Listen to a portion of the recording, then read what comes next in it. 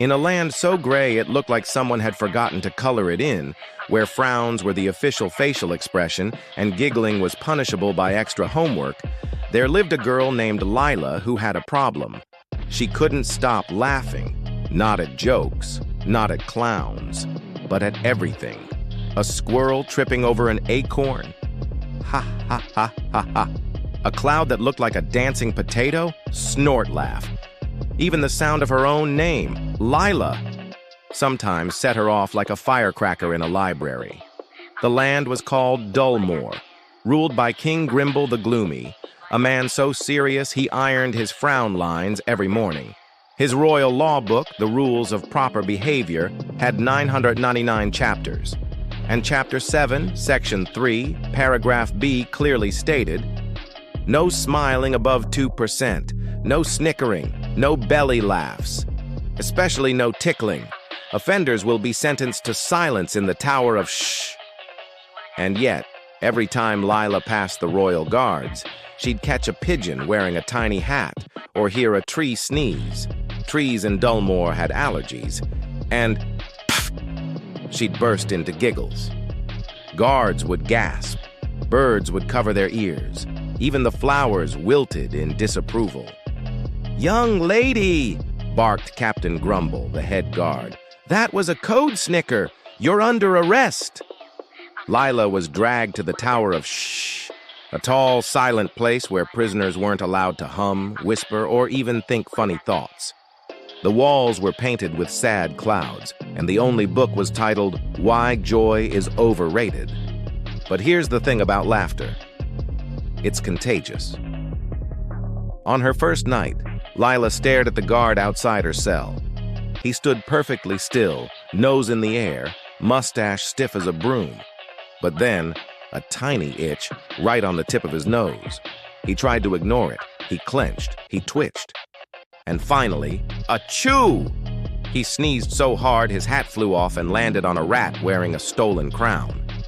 Lila couldn't help it. She snorted, then giggled, then, "Boah, ha ha ha." The guard glared. "Silence, prisoner." But the rat, now proudly wearing the hat, did a little dance, and the guard snorted. He covered his mouth. His shoulders shook, and then he laughed. A deep, rumbling, "I've been holding this in for years" laugh. Soon the whole tower was shaking with giggles. The other prisoners started telling jokes. One drew a mustache on the gloomy portrait of King Grimble.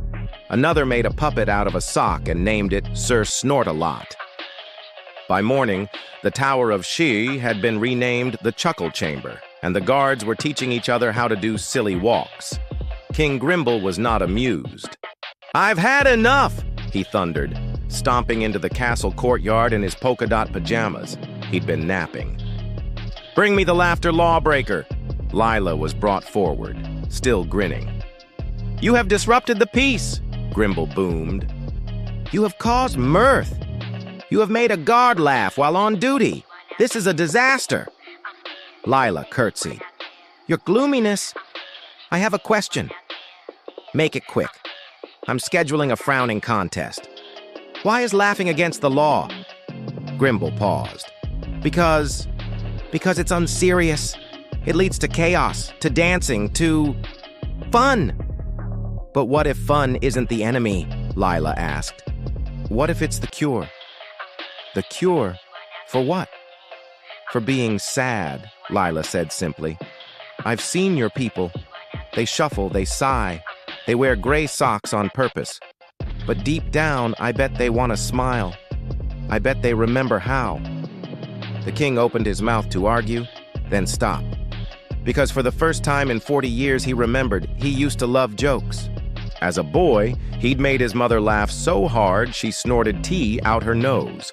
But when he became king, his advisors said, "A ruler must be stern, serious, slightly terrifying." So he buried his joy, and slowly, so did everyone else. Lila reached into her pocket and pulled out a tiny whoopee cushion she'd smuggled in. It was disguised as a history book. "Your Majesty," she said, "would you like to hear a joke?" Grimble narrowed his eyes. If it's about chickens crossing roads, I'll have you banished. No chickens, Lila promised. Why did the scarecrow win an award? I don't care. Because he was outstanding in his field. Silence. Then a tiny snort, then a chuckle, then, wah! Ha ha ha! The king laughed so hard he fell off his throne and landed on the whoopee cushion. Pfft! The entire kingdom heard it, and something magical happened. The gray paint on the castle walls began to peel, revealing bright colors underneath. The frowny statues cracked into smiles. The river started playing a jaunty tune. And the people? They looked at each other and laughed. King Grimble stood up, dusted off his robe, and declared a new law. Effective immediately, laughter is not only allowed, it is required at least once per day. Smiling is encouraged. Silly dances are now a national treasure, and the Tower of She shall henceforth be known as the Palace of Giggles. He even appointed Lila as the Royal Jester of Joy, a job that involved telling jokes, organizing surprise tickle attacks, and ensuring no one ever took themselves too seriously again. Years later, visitors would come from far away just to hear the sound of Dullmore, now called Jollymore, where children slid down rainbow slides made of laughter, where the king hosted weekly Silly Hat Summits, and where the official national anthem ended with a giant synchronized ha-ha-hoo. And Lila? She still laughed at everything, at clouds, at sneezes, at the way the king danced like a wobbly flamingo, because she knew the truth. Laughter isn't silly, it's brave. It takes courage to be joyful in a world that sometimes feels heavy. And the best way to change the world? Start with a giggle, then a chuckle, then a laugh so big it knocks a king off his throne and onto a whoopee cushion. Moral: joy isn't just fun, it's powerful.